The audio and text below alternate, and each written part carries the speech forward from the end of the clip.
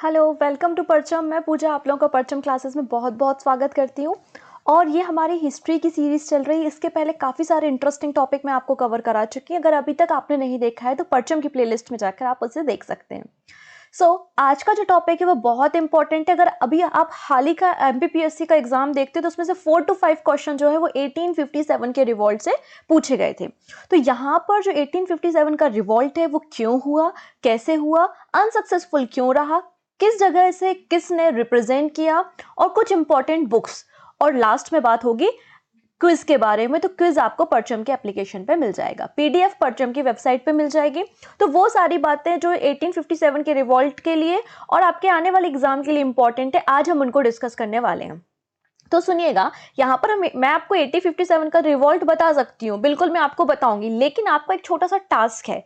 Task क्या है? अगर कोई बच्चा यहाँ पे मान लेते हैं मध्य प्रदेश से बिलोंग करता है तो उसको करना कुछ नहीं है।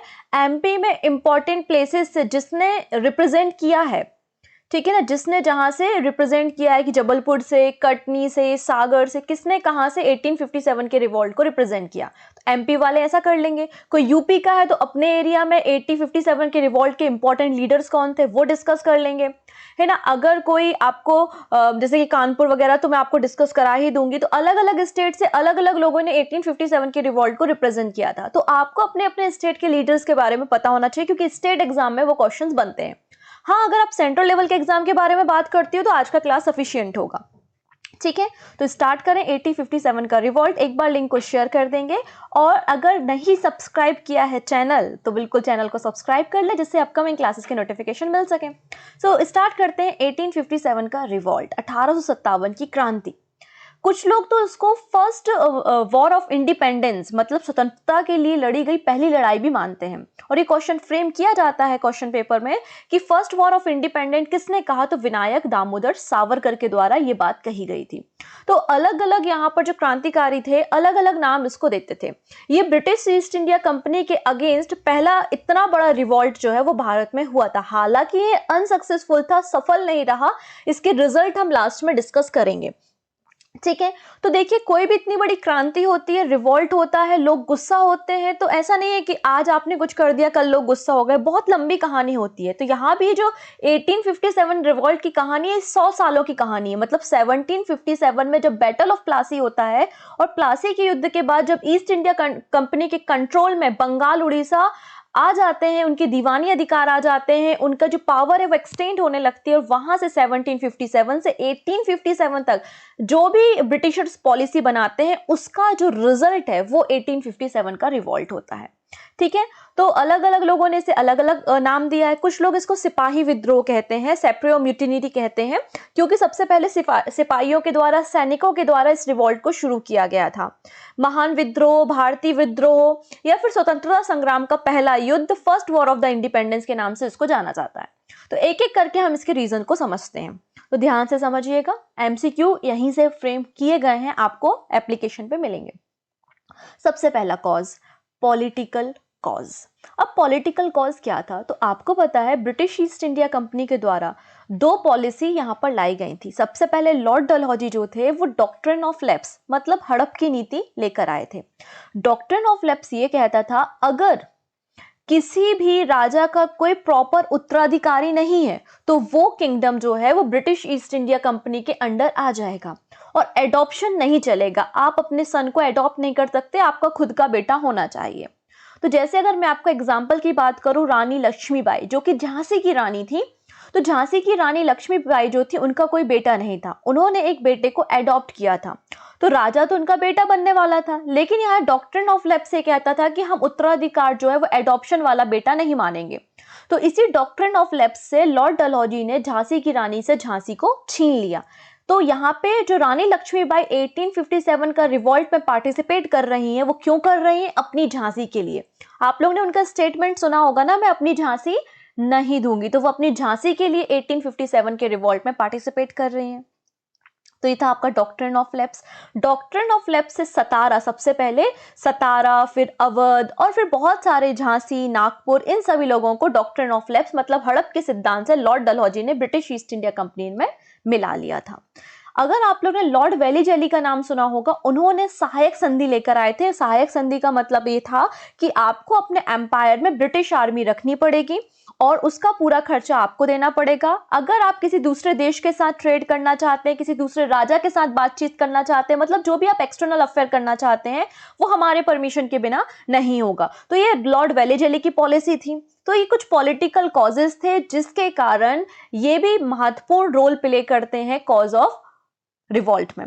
जैसे अगर हम बात करें नाना साहेब, तो नाना साहेब जो कि पेशवा के बेटे थे, पेशवा थे, उनकी पेंशन को बंद कर दिया। तो 1857 के रिवॉल्ट में नाना साहब पार्टिसिपेट कर रहे हैं। क्यों कर रहे हैं? क्योंकि 1857 के रिवॉल्ट में पार्टिसिपेट करने का नाना साहब का रीजन है कि उनकी पेंशन को बंद कर दिया गया, तो अपनी वो पेंशन के लिए फाइट कर रहे हैं। अगर हम बात करते हैं अवध के बारे में, तो अवध की जो बेगम है, बेगम हजरत महल, तो बेगम हजरत महल जो है वो अपने बेटे को गद्दी में बिठाना चाहती हैं, लेकिन अवध पे कब्जा किसने कर लिया है? ब्रिटिश ईस्ट इंडिया कंपनी ने कर लिया है। इसके अलावा अगर मैं मुगल सम्राट की बात करूं, तो मुगल जो किंग थे वो बहादुर शाह जफर थे।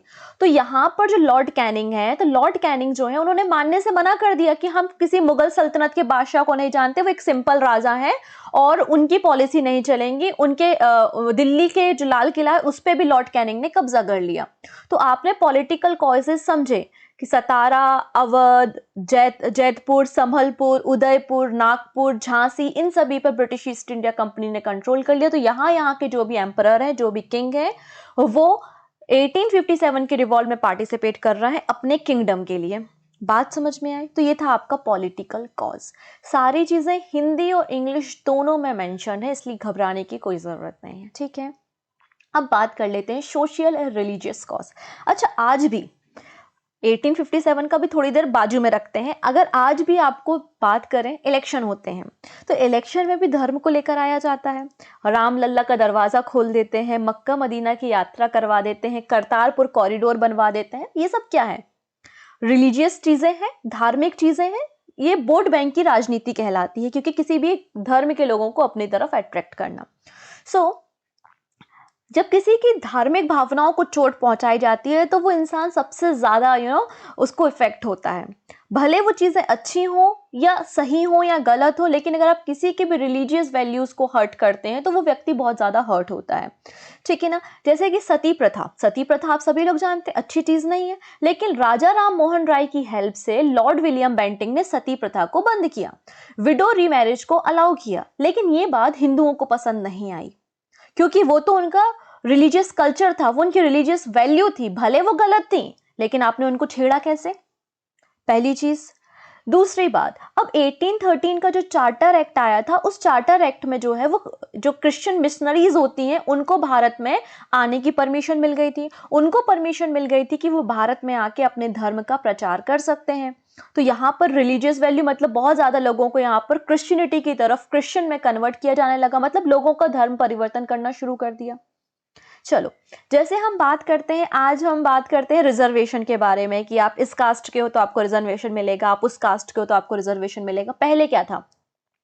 बोला गया कि जो व्यक्ति क्रिश्चियन है या क्रिश्चियनिटी में कन्वर्ट हो जाता है, उसको मैं हायर पोजीशन पे रखूंगा, उसको मैं रोजगार भी दूंगा, ठीक है। और जो अगर क्रिश्चियनिटी में कन्वर्ट नहीं होता तो उसको मैं रोजगार भी नहीं दूंगा। तो यहाँ पर डिफरेंट पॉलिसी जो है वो ब्रिटिश ईस्ट इंडिया कंपनी लेकर आ रही है। तो रिलीजियस वैल्यू को यहाँ पर हर्ट किया जा रहा है इंडियंस की। तो इसलिए बहुत सारा जो हिंदू वर्ग है वो 1857 के रिवॉल्ट में, और मुस्लिम वर्ग भी इस रिवॉल्ट में शामिल होता है। क्यों होता है? क्योंकि उनके कल्चर को, उनकी रिलीजियस वैल्यू को यहाँ पर हर्ट किया जाता है। साथ ही साथ वेस्टर्न एजुकेशन, आपको मैं बता दूं कि यहाँ पे जब 1833 का एक्ट आता है तो उसमें कहा जाता है कि 1 लाख रुपए जो है वो हम खर्चे के लिए देते हैं हर साल एजुकेशन के लिए।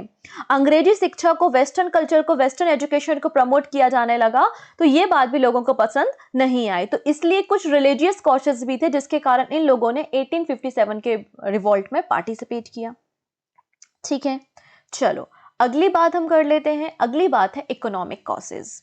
अब ये इकोनॉमिक कॉसेस क्या है? जैसे कि मैंने लास्ट क्लास में आप लोगों को लॉर्ड कॉर्नवालिस का परमानेंट सेटलमेंट बताया था, मैंने आपको रैयतवाड़ी और महलवाड़ी सिस्टम के बारे में बताया था, और मैंने कहा था टैक्सेस को वसूल करने के लिए एक नया एक नया यहाँ पर वर्ग बनता है जिसको हम बोलते हैं जमींदार। तो जमींदार लोग किसके फेवर में? ब्रिटिशर्स के फेवर में है। क्यों है? क्योंकि जमींदारों को तो बहुत फायदा हो रहा है, वो तो अपने मन चाहे मन से बहुत ज्यादा टैक्सेस जो है वो किसानों से ले रहे हैं, तो जमींदार जो है वो ब्रिटिशर्स के साथ है। शोषण किसका हो रहा है? अत्याचार किसका हो रहा है? तो अत्याचार हो रहा है किसानों पे। तो किसान जो है वो 1857 के रिवॉल्ट में बढ़ चढ़कर हिस्सा लेते हैं। सबसे ज्यादा लोग जो है वो अवध और बंगाल से बढ़ चढ़कर हिस्सा लेते हैं 1857 के रिवॉल्ट में। तो किसान वर्ग बहुत जोर शोर से हिस्सा लेते हैं क्योंकि उन पे हैवी टैक्सेस इंपोज किए जा रहे हैं, उनकी जमीनों को ले लिया जा रहा है, भुखमरी आ चुकी है क्योंकि आप कमर्शियल फार्मिंग पे ध्यान दे रहे हो। आप कह रहे हो कि चाय लगाओ, कॉफी लगाओ, कहवा लगाओ, नील लगाओ, लेकिन आपकी जो ओरिजिनल फार्मिंग है आप उस पर ध्यान नहीं दे रहे हो। तो जो हमारी डेली नीड्स हैं, जो गुड्स हैं, उनके दाम बहुत ज्यादा बढ़ते जा रहे हैं। गरीबों किसान जो है वो बेरोजगार होते जा रहे हैं, गरीब होते जा रहे हैं और उनके पास खाने के लिए भी कुछ नहीं है। तो बेरोजगारी भी है और भुखमरी भी है। तो किसानों ने भी बहुत बढ़ चढ़ के हिस्सा लिया। ये आपके इकोनॉमिक कॉजेज हैं। आपको मैंने ड्रेन थ्योरी समझाई थी जो कि दादा भाई नौरोजी की थी। तो उस ड्रेन थ्योरी को जो समर्थक थे वो लोग भी इकोनॉमिक कॉज के कारण 1857 के रिवॉल्ट में पार्टिसिपेट कर रहे हैं। ठीक है, लेकिन जमींदार याद रखिएगा, जमींदार जो हैं वो ब्रिटिशर्स की तरफ से लड़ेंगे, ना कि हमारे तरफ से, इंडियंस की तरफ से नहीं लड़ेंगे ये लोग। ठीक है, ये आपके आर्थिक कारण थे, इकोनॉमिक क्राइसिस थे। साथ ही साथ आपने इंडस्ट्रियलाइजेशन हो गया, औद्योगिकीकरण हो गया। अब सब कुछ क्या हो रहा है? फैक्ट्री से प्रोडक्शन हो रहा है, और जब फैक्ट्री से चीजें प्रोडक्शन होती हैं तो क्या होता है?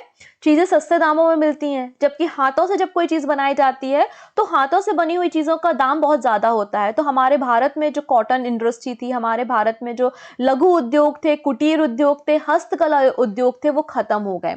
तो भारत में बेरोजगारी बहुत चरम सीमा पे पहुंच चुकी थी क्योंकि इंडस्ट्रियलाइजेशन हो चुका था। भारत में बहुत सारी फैक्ट्री आ चुकी थी और भारत से रॉ मटेरियल यूरोप में जा रहा था और यूरोप से बना हुआ जो मटेरियल है वो भारत में आ रहा था। मतलब भारत केवल और केवल एक कह सकते हैं रॉ मटेरियल के लिए एक केंद्र बन चुका था जहां से रॉ मटेरियल को यूरोप में भेजा जाता था। तो ये ड्रेन थ्योरी भी यहां पर आई और वो भी इकोनॉमिक कॉज था 1857 के रिवॉल्ट का। ठीक है, अगर हम मिलिट्री कॉज के बारे में बात करते हैं, क्योंकि सबसे पहले जो रिवॉल्ट स्टार्ट हुआ वो मिलिट्री से हुआ, सैनिकों से हुआ। अब यहाँ पर क्या कहानी हुई? तो पहली चीज तो यहाँ पे बहुत ज्यादा पार्शियलिटी है। कैसी पार्शियलिटी है? बोला जाता था कि हायर पोजीशन पे केवल और केवल यूरोपियंस अपॉइंट होंगे और लोअर पोजीशन पे ही इंडियंस को रखा जाएगा। ठीक है, जो मिलिट्री थी उसमें 5:1 का रेशियो था। 5 इंडियन पे 1 यूरोपियन को अपॉइंट किया जाता था। 5:1 का रेशियो यहां पर था।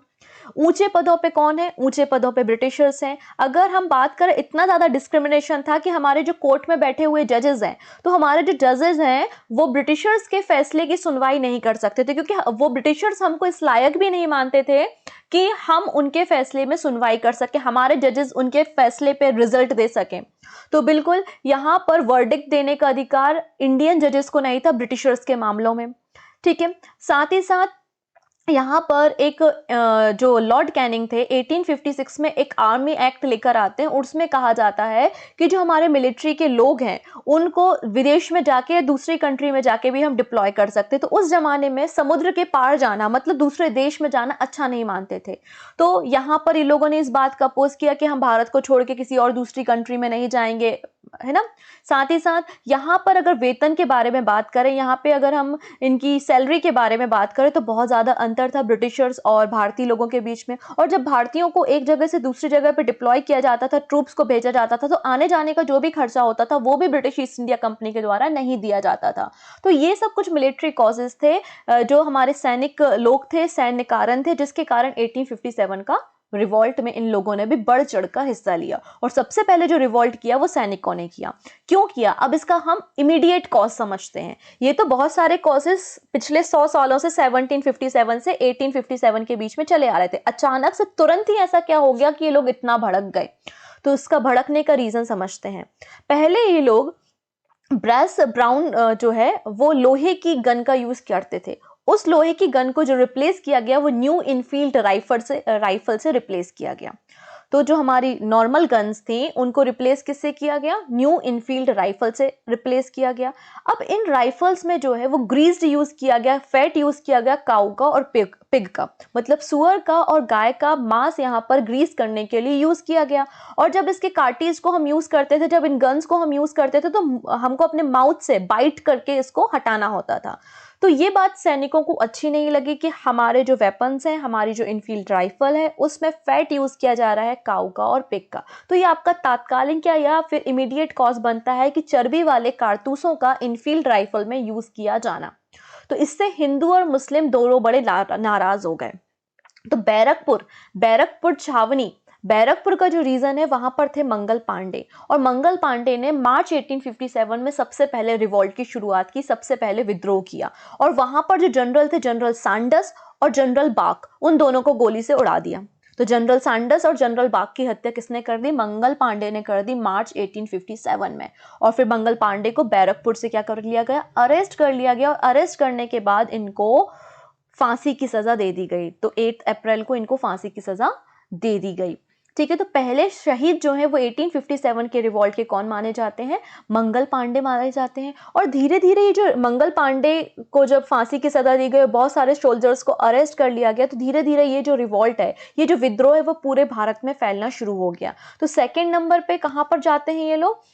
मेरठ। तो मेरठ की छावनी से फिर विद्रोह की शुरुआत एक्चुअल तरीके से होती है। तो मेरठ की छावनी से 9 मई 1857 को जो है वो इस रिवॉल्ट की शुरुआत होती है। और मेरठ के बाद ये लोग जाते हैं कहां पर? दिल्ली की तरफ। तो ये सभी लोग जो लीडर्स हैं, ये दिल्ली की तरफ जाते हैं और दिल्ली में बहादुर शाह जफर के पास जाते हैं और कहते हैं कि लॉर्ड कैनिंग ने आपको गद्दी से हटा दिया ना, हम आपको वापस से गद्दी में बिठालते हैं। तो लॉर्ड कैनिंग के हटाने के बाद बहादुर शाह जफर को ये लोग जो हैं वो दिल्ली जाके बहादुर शाह जफर को वापस से मुगलों का किंग घोषित करते हैं, नवाब घोषित करते हैं, गद्दी पर बिठालते हैं और बोलते हैं कि इस पूरे 1857 का जो रिवॉल्ट है, इसके लीडर आप बन जाइए। तो एक नाम मात्र का लीडर किसको बना दिया जाता है? नाम मात्र का लीडर बना दिया जाता है बहादुर शाह जफर को। ठीक है, हालांकि 1862 में इनकी डेथ हो जाती है, इनको रंगून भेज दिया जाता है दिल्ली के लाल किले पे वापस से कब्जा करके, वो बात की चीज है। लेकिन दिल्ली में कौन लड़ रहा है? बहादुर शाह जफर जो है वो लीडर बन चुके हैं 1857 के रिवॉल्ट के। और एक्चुअली जो इनका कमांडर है बख्त खान, तो बख्त खान जो है वो दिल्ली से 1857 के रिवॉल्ट को लीड करने का काम कर रहा है। तो सबसे पहले कहां से शुरुआत हुई? बैरकपुर छावनी से हुई, मंगल पांडे को फांसी की सजा दी। उसके बाद मेरठ में ये लोग मेरठ से एक्चुअल शुरुआत होती है 9 मई को 1857 के रिवॉल्ट की। और फिर ये मेरठ से कहां जाते हैं? दिल्ली की तरफ जाते हैं। क्यों जाते हैं? एक लीडर की जरूरत है। और लीडर किसको बना दिया जाता है? दिल्ली पहुंच के बहादुर शाह जफर को बना दिया जाता है। ये बहादुर शाह जफर अंतिम मुगल राजा हैं। ठीक है, और इनका जो कमांडर होता है बख्त खां, वो दिल्ली में 1857 का रिवॉल्ट का रिप्रेजेंट करता है। क्लियर है? अब धीरे धीरे ये जो रिवॉल्ट है, ये जो विद्रोह है, वो पूरे भारत में फैलने लगता है। तो हम सबसे पहले अगर बात करें यहाँ पर अलग अलग रीजन की, अगर मैं बात करूं लखनऊ के बारे में, तो लखनऊ में क्या है? लखनऊ की कैपिटल क्या है? अवध। और अवध की बेगम कौन है? बेगम हजरत महल। तो मैंने आपको सिखाया था कि बेगम हजरत महल अपने बेटे को गद्दी में बिठाना चाहती हैं, लेकिन ब्रिटिशर्स उनके अवध को कब्जा कर लेते हैं। इसलिए अवध के लोगों ने बढ़ चढ़ का जो है वो हिस्सा लिया और अवध की तरफ से रिप्रेजेंट किसने किया है? बेगम हजरत महल ने किया है। इस बात को याद रखना है। ये वाजिद अली शाह की वाइफ थी, इनके हस्बैंड की डेथ हो जाती है, इनका बेटा छोटा होता है, उसे गद्दी पे बिठाना चाहती है और ब्रिटिशर्स अलाउ नहीं कर रहे हैं। तो अवध से कौन लड़ रहा है? बेगम हजरत महल लड़ रही है। अगर हम बात करते हैं कानपुर के बारे में, तो यहाँ पे कानपुर में कौन बैठे हैं? नाना साहेब बैठे हुए हैं। और नाना साहेब क्यों नाराज हैं? क्यों मुंह फुला के बैठे हुए हैं? क्योंकि इनकी पेंशन नहीं आ रही है भाई, इनको तो पेंशन चाहिए है। तो नाना साहेब भी जो है वो कानपुर में बैठे हुए हैं, नाराज है। और 1857 में कानपुर में कौन हिस्सा ले रहा है? कौन लीडर है? तो नाना साहेब है। और नाना साहेब की हेल्प करने के लिए आ जाते हैं रामचंद्र पंडेरुंग, और जिनको हम तात्या टोपे के नाम से जानते हैं। तो कानपुर से 2 लीडर आपको देखने को मिलेंगे, एक तो नाना साहेब मिलेंगे और एक तात्या टोपे जी मिलेंगे। तो तात्या टोपे का ओरिजिनल नाम जो है वो रामचंद्र पांडुरंग है। ठीक है, तो ये लोग यहाँ पे कानपुर से लीडरशिप करते हैं। और कानपुर में लीडरशिप करने के बाद ये तात्या टोपे जो हैं वो आपको ग्वालियर में भी मिलेंगे। तो ग्वालियर में भी ये फाइट करते हैं, ग्वालियर में भी ये लड़ाई करते हैं। और ये गौरिल्ला, जैसे कि छत्रपति शिवाजी महाराज गौरिल्ला टेक्निक से लड़ाई करते थे, तो तात्या टोपे को भी गौरिल्ला टेक्निक आती थी। तो अंग्रेज इनसे काफी परेशान थे, ये किसी को मिल ही नहीं रहे थे, गौरिल्ला टेक्निक से युद्ध करते थे और सभी युद्धों को जीतते भी थे। तो अंग्रेजों ने इन पे इनाम भी रखा था कि इनको ढूंढ के लाओ, हम आपको इनाम भी देंगे। तो इनके ही दोस्त थे तात्या टोपे के ही दोस्त थे राजा मान सिंह, और मान सिंह ने जो है वो अंग्रेजों को खबर कर दी कि तात्या टोपे यहाँ शिवपुरी में बैठे हुए हैं, जल्दी से आ जाओ और इनको पकड़ लो। तो अंग्रेज शिवपुरी जाते हैं। शिवपुरी जो है वो मध्य प्रदेश में आता है, ठीक है ना, सिंधियाओं की कैपिटल भी रहा है वो। तो बिल्कुल यहाँ पे तात्या टोपे को अरेस्ट कर लिया जाता है और इनको फांसी की सजा दे दी जाती है। तो इस बात को याद रखिएगा कि राजा मान सिंह जो कि इनके मित्र थे, तात्या टोपे को धोखा दिया और वो अंग्रेजों की गिरफ्त में आ गए। तो तात्या टोपे आपको कानपुर से भी देखने को मिलेंगे और ग्वालियर से भी देखने को मिलेंगे। अब रानी लक्ष्मीबाई के बारे में बात कर लेते हैं। इन्होंने कहा था कि हम अपनी झांसी नहीं देंगे। इनकी कहानी मैंने आपको स्टार्टिंग में बता दी। तो झांसी से कौन लड़ाई कर रहा है? रानी लक्ष्मीबाई झांसी से लड़ाई कर रही हैं, और इनको टक्कर देने कौन आ रहा है? तो सर ह्यू रोज। ये क्वेश्चन आरआरबी एनटीपीसी में पूछा था, इसलिए इनको मैंने शामिल किया है। तो सर ह्यू रोज, आप लोग ने वो कंगना रनावत की मणिकर्णिका मूवी भी देखी होगी, उसमें भी आपको सर ह्यू रोज के बारे में देखने को मिला होगा, है ना। तो सर ह्यू रोज जो हैं वो यहाँ पर रानी लक्ष्मीबाई को हरा देते हैं। रानी लक्ष्मीबाई भाग जाती हैं ग्वालियर की तरफ, और सर ह्यू रोज जो है वो झांसी पे कब्जा कर लेते हैं। तो अब ग्वालियर में देखो तात्या टोपे भी पहुंच चुके हैं, नाना साहेब को भी कानपुर से भगा दिया है तो वो भी ग्वालियर आ चुके हैं। इसके अलावा तात्या टोपे के अलावा रानी लक्ष्मीबाई भी जो है वो ग्वालियर आ चुकी है। तो ग्वालियर में ये लोग सब इकट्ठे होंगे और ग्वालियर में फिर से फाइट करेंगे, ठीक है। तो ग्वालियर में रानी लक्ष्मीबाई और तात्या टोपे साथ मिलकर लड़ाई करते हैं। अब बिहार की बात करते हैं। तो बिहार में कुंवर सिंह फाइट कर रहे होते हैं। बिहार के में 1857 के रिवॉल्ट का लीडर कौन है? कुंवर सिंह है। तो यहाँ पर मैंने एक ओवरऑल लिस्ट बना दी है, तो इस लिस्ट को आपको याद करना है। जैसे दिल्ली में बहादुर शाह जफर है और ब्रिटिश ईस्ट इंडिया कंपनी की तरफ से जॉन निकोलसन है। लखनऊ में बेगम हजरत महल है और हेनरी लॉरेंस है। कानपुर में नाना साहेब हैं और सर कोलिन कैंपबेल हैं। झांसी और ग्वालियर से मैंने कहा लक्ष्मीबाई और तात्या टोपे और सर ह्यू रोज हैं। बरेली से खान बहादुर खान है। इलाहाबाद और बनारस, ये देखते हैं। इलाहाबाद में है लियाकत अली। कौन है? मौलवी लियाकत अली जो है वो इलाहाबाद और बनारस से लड़ाई कर रहे हैं। और 1857 का जो बहुत ज्यादा आक्रोश देखने को मिलता है, लोगों में जो बहुत गुस्सा देखने को मिलता है, तो इलाहाबाद को देखने को मिलता है। तो यहाँ पर कोलोनल तो जाते हैं ब्रिटिश की तरफ से गवर्नर, साथ ही साथ लॉर्ड कैनिंग भी पहुंचते हैं और 1857 के रिवॉल्ट को वहां पर शांत कराते हैं। साथ ही साथ 1857 के रिवॉल्ट के समय एक दिन के लिए 1858 में इलाहाबाद जो है वो भारत की कैपिटल बनाई जाती है। तो याद रखिएगा कि इलाहाबाद भी एक दिन के लिए भारत की कैपिटल थी, जिसका नाम आज के समय में प्रयागराज रख दिया गया है। तो भारत की कैपिटल कलकत्ता भी रही है, दिल्ली भी रही है और एक दिन के लिए इलाहाबाद भी रही है। कब? 1857 के रिवॉल्ट के समय। बिहार से मैंने बता दिया कुंवर सिंह है और अंग्रेजों की तरफ से विलियम टेलर है। तो ये लिस्ट आपको याद रखनी है कि किस जगह से किस व्यक्ति ने रिप्रेजेंट किया है, ठीक है। अब प्रॉब्लम क्या है? क्यों हम अनसक्सेसफुल रहे? क्यों हम इस वॉर को, जब इतनी सारी जगह से इतने सारे लोग लड़ रहे थे, तो क्यों हम इस वॉर को हार गए? रीजन समझिए। पहली चीज है कोई यूनिटी नहीं है। अब पहले तो ऐसे मोबाइल फोन चलते भी नहीं थे ना कि फोन कर दिया चलो भाई आज मंगलवार से अपन लोग क्या करते हैं, ट्यूसडे से अपन लोग लड़ाई शुरू करते हैं, ऐसा तो कुछ था नहीं। तो अलग अलग दिन पे अलग अलग जगहों पे 1857 के रिवॉल्ट की शुरुआत हुई। कमल और रोटी 1857 के रिवॉल्ट का सिंबल था, ठीक है। कमल और रोटी, ये क्वेश्चन पूछा गया है। तो अलग अलग दिन इस वॉर की, इस रिवॉल्ट की शुरुआत होती है। और उस समय तक 1853 में आपको पता है लॉर्ड डलहौजी ट्रेन भी शुरू कर चुके हैं। तो कहीं पे रिवॉल्ट शुरू हुआ, ट्रेन के जरिए अपनी ट्रूप को, अपने सैनिकों को भेज दिया और उस रिवॉल्ट को खत्म कर दिया। तो अलग अलग जगह पे अलग अलग दिन रिवॉल्ट का शुरुआत होना, कोई यूनिटी नहीं होना, कोई प्रॉपर लीडरशिप नहीं होना, कोई प्रॉपर प्लानिंग नहीं होना, और सबसे बड़ी बात सबके एजेंडा अलग अलग होना। ऐसा नहीं कि देश को आज़ाद कराने के लिए लड़ना है, किसी को पेंशन के लिए लड़ना है, किसी को गद्दी में बैठना है, किसी को सल्तनत संभालनी है, तो किसी को अपनी झांसी चाहिए। तो सबके एजेंडा अलग अलग थे, तो कोई प्रॉपर लीडरशिप नहीं थी, ठीक है। तो ये सभी रीजन जो हैं, ये सभी जो कॉसेज हैं, वो आपके 1857 के रिवॉल्ट के हारने के थे। साथ ही साथ बहुत सारा वर्ग, जैसे कि जमींदार वर्ग ने ब्रिटिशर्स का साथ दिया था, ठीक है ना। 1857 के रिवॉल्ट को खत्म करने के लिए ब्रिटिशर्स का साथ जमींदार ने दिया था। पंजाब और बंगाल में 1857 के रिवॉल्ट का असर देखने को नहीं मिलता, क्योंकि वहां पे ब्रिटिश ईस्ट इंडिया कंपनी ने ऑलरेडी बहुत तगड़े तरीके से कब्जा करके रखा हुआ था। तो ऐसे कई सारे रीजन है जिसके कारण हम 1857 के रिवॉल्ट को हार जाते हैं।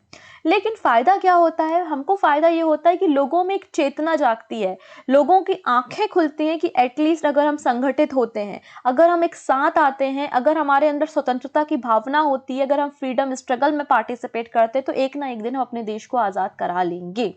इनफैक्ट कहा भी जाता है कि अगर ये जो हमारा 1857 का रिवॉल्ट एक यूनाइट एक प्रॉपर लीडरशिप में होता तो 1857 में ही हम अपने देश को आज़ाद करा चुके होते। तो इससे हालांकि ब्रिटिश ईस्ट इंडिया कंपनी काफ़ी डर जाती है और उनको डर है जिस तरीके से हमने अमेरिका को खो दिया उस तरीके से कहीं हम अपने भारत को भी ना खो दें, इसलिए यहाँ पर 1857 के डर के बाद 1858 का गवर्नमेंट ऑफ इंडिया एक्ट पास होता है जिसमें कहा जाता है कि हम ब्रिटिश ईस्ट इंडिया कंपनी के कंट्रोल से सारी पावर्स को लेते हैं। अब भारत में रूल कौन करेगा, तो भारत में अब रूल करेगा कौन, क्राउन। ठीक है, तो अब ब्रिटिश की क्राउन का डायरेक्ट कंट्रोल भारत में हो गया है। ब्रिटिश ईस्ट इंडिया कंपनी का कंट्रोल जो है वो 1857 के रिवॉल्ट के बाद बंद कर दिया गया है। अभी तक जो गवर्नर जनरल हुआ करते थे अब उनको विजरी या फिर वायसराय कहने लगे। तो लॉर्ड कैनिंग जो है वो भारत के पहले वायसराय बनाए गए। तो कंपनी के रूल को खत्म कर दिया गया, डायरेक्ट रूल ब्रिटिश क्राउन का आ गया। लॉर्ड कैनिंग ने इलाहाबाद में 1858 में ये घोषणा की कि अब जो ब्रिटिश की क्राउन है वो भारत को कंट्रोल करेंगी। साथ ही साथ लॉर्ड कैनिंग को पहला वायसराय या पहला विजरी बनाया गया। तो ये सारी चीजें यहाँ पे हुई और साथ ही साथ ये कहा गया कि भारत के लोगों के किसी भी रिलीजियस कल्चर वैल्यू में हम कभी भी इंटरफेरेंस नहीं करेंगे। टैक्सेस को कम करने के लिए बोला गया। साथ ही साथ कहा गया कि हम एक 15% की एक कमेटी बनाएंगे और एक भारत सचिव मतलब इंडियन सेक्रेटरी को भी अपॉइंट किया जाएगा जो भारत के लिए कानून बनाने का काम करेगा। ठीक है, तो ये सब एडमिनिस्ट्रेटिव और रिलीजियस चेंजेस जो हैं वो 1857 के रिवॉल्ट के बाद आपको देखने को मिलेंगे। ठीक है, तो ये हमें फायदा हुआ, हालांकि हम हार गए लेकिन कुछ फायदे भी हमको देखने को यहाँ पर मिलते हैं। चलिए अब कुछ इंपॉर्टेंट बुक्स के बारे में हम जान लेते हैं जो एग्जाम पॉइंट ऑफ व्यू से इंपॉर्टेंट है। तो सुनिएगा, बुक्स का नाम सुनिएगा। पहली बुक मैं लिख रही हूँ यहाँ पे, आई थिंक आप लोगों के पास कॉपी पेन होगा। 1857 बुक का नाम क्या है, 1857 1857। ये पुस्तक किसकी है, तो ये पुस्तक है एस.एन. सेन की। एस.एन. सेन, एस.एन. सेन की बुक का नाम है 1857। कंफ्यूज मत होना। The Indian war of the independence, ये पुस्तक किसकी है, तो विनायक दामोदर सावरकर की पुस्तक का नाम है ये। ठीक है, चलो अगली बात है 1857 the great Indian revolt. Book का नाम क्लियर हुआ, 1857 द ग्रेट इंडियन रिवॉल्ट। ठीक है, ये पुस्तक है अशोक मेहता की। क्या तीन बातें हो गई, 1857 एस.एन. सेन की बुक है, आया हुआ क्वेश्चन है, आप प्रीवियस ईयर के क्वेश्चन पेपर उठाएंगे तो आपको मिल जाएगा। दूसरी बुक क्या थी आपके पास, the Indian war of the independence, Vinayak Damodar Savarkar की बुक है। तीसरी बुक है 1857 द ग्रेट इंडियन रिवॉल्ट, ये अशोक मेहता की बुक है। ठीक है, अगली बात कर लेते हैं। अगली बुक है आपके पास the first Indian war of independence, 1857 to 1859। ठीक है ना, बहुत अच्छे से समझिएगा यहाँ पे कार्यक्रम जो चल रहा है, क्योंकि आप बोलोगे कि मैडम आप तो वही रिपीट कर रही हो, the Indian war of the independence Vinayak Damodar Savarkar की। बिल्कुल सही बात है, लेकिन मैं बात कर रही हूँ the first Indian war of the independence 1857 to 1859। ये पुस्तक जो है वो कार्ल मार्क्स की है। किसकी है, कार्ल मार्क्स की। ठीक है, तो आपकी 4-5 बुक हो गई। ठीक है, तो इन सारी बुक को आपको याद रखना है, बाकी तो आपको स्क्रीन में दिख ही रही है। ये भी कुछ बुक्स है, रेवोल्यूशन 1857 पूरनचंद्र जोशी की है, the Indian mutiny of the 1857 George Bruce Malleson की है, ग्रेट म्यूटिनिटी क्रिस्टिनफर की है। तो ये सब भी बुक्स है, लेकिन जो बुक्स मैंने आपको बताई वो बहुत इंपॉर्टेंट है, इनको आपको याद रखना है। ठीक है, अब क्या करना है आपको, अब आपको परचम के एप्लीकेशन पे जाके आज का क्विज देना है। तो यहाँ से आपको समझ में आएगा कि आपको कितनी बातें समझ में आई है। आज जो भी पढ़ाया है उसी से रिलेटेड क्विज आपको एप्लीकेशन पे मिलेगा। ठीक है, तो थैंक यू सो मच। हम फिर आगे मिलेंगे और सीखेंगे किस तरीके से यहाँ पर इंडियन नेशनल कांग्रेस का फॉर्मेशन होता है। ठीक है, बाय बाय।